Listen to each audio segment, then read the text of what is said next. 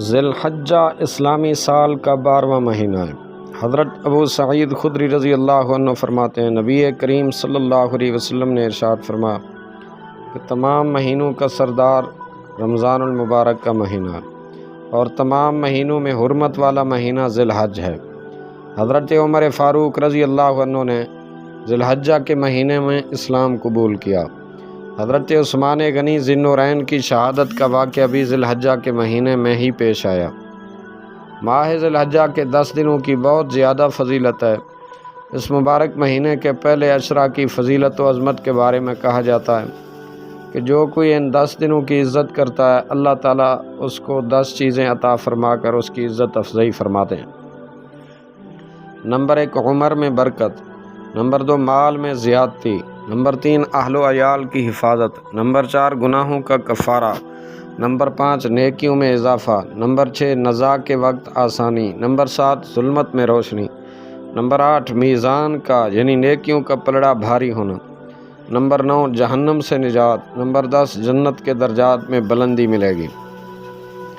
جس نے ماہ ذی الحجہ کے اس عشرہ میں کسی مسکین کو کچھ خیرات دی تو گویا اس نے پیغمبروں کی سنت پر صدقہ کیا۔ جس نے ان دنوں میں کسی مریض کی عیادت کی، اس نے اولیاء اللہ اور ابدال کی عیادت کی۔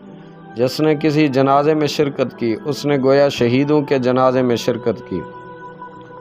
جس نے اس عشرہ میں کسی مسلمان کو لباس پہنایا تو اس کو پروردگار عالم اپنی طرف سے خلعت پہنائے گا۔ جو کسی یتیم پر مہربانی کرے گا اس پر اللہ تعالیٰ عرش کے نیچے مہربانی فرمائے گا۔ جو شخص کسی عالم کی مجلس میں اس عشرے میں شریک ہوا تو گویا اس نے انبیاء اور مرسلین کی مجلس میں شرکت کی۔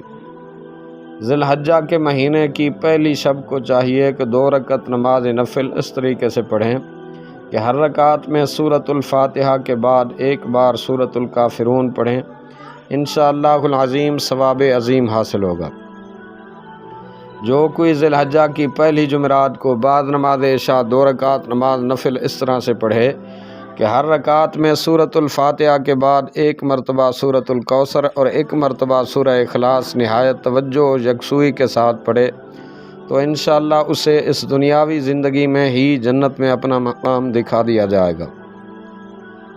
جو کوئی ذی الحجہ کے پہلے جمعۃ المبارک کو نماز فجر کے بعد 6 رکعت نفل نماز 2 رکعت کر کے اس طرح سے پڑھے کہ ہر رکعت میں سورۃ الفاتحہ کے بعد 15 مرتبہ سورہ اخلاص پڑھے، سلام پھیرنے کے بعد 10 مرتبہ یہ کلمات پڑھے، لا الہ الا اللہ الملک الحق المبین۔ اس کے ساتھ اول و آخر 11 مرتبہ درود شریف پڑھے اور اللہ تعالیٰ سے نماز کی قبولیت کی دعا مانگے اور اپنے گناہوں کی معافی کے لیے گڑ گڑا کر دعا مانگے۔ انشاءاللہ دعا قبول ہوگی۔ اللہ تعالیٰ اپنے فضل و کرم سے اس نماز پڑھنے والے کے گناہوں کو معافی عطا فرمائے گا اور اس نماز کی برکت سے اسے جنت میں عظیم الشان جگہ عطا فرمائے گا۔ جو کوئی ذی الحجہ کی 9 تاریخ کو یعنی حج والے دن 4 رکعت نفل نماز اس طرح سے پڑھے کہ ہر رکعت میں سورۃ الفاتحہ کے بعد 3 مرتبہ سورہ کافرون اور 21 مرتبہ سورہ اخلاص پڑھے تو انشاءاللہ العزیز اس کی جو بھی جائز حاجت ہوگی اس کو اللہ رب العزت جل وعلا شانہ ضرور پورا فرمائے گا۔ ماہ ذی الحجہ شریف مقدس مہینہ، اس کی عزت کیجیے، اس کی عظمت کو سمجھیے۔ اللہ کریم ہم سب کو ماہ ذی الحجہ کے آداب اور احترام بجا لانے کی توفیق عطا فرمائے۔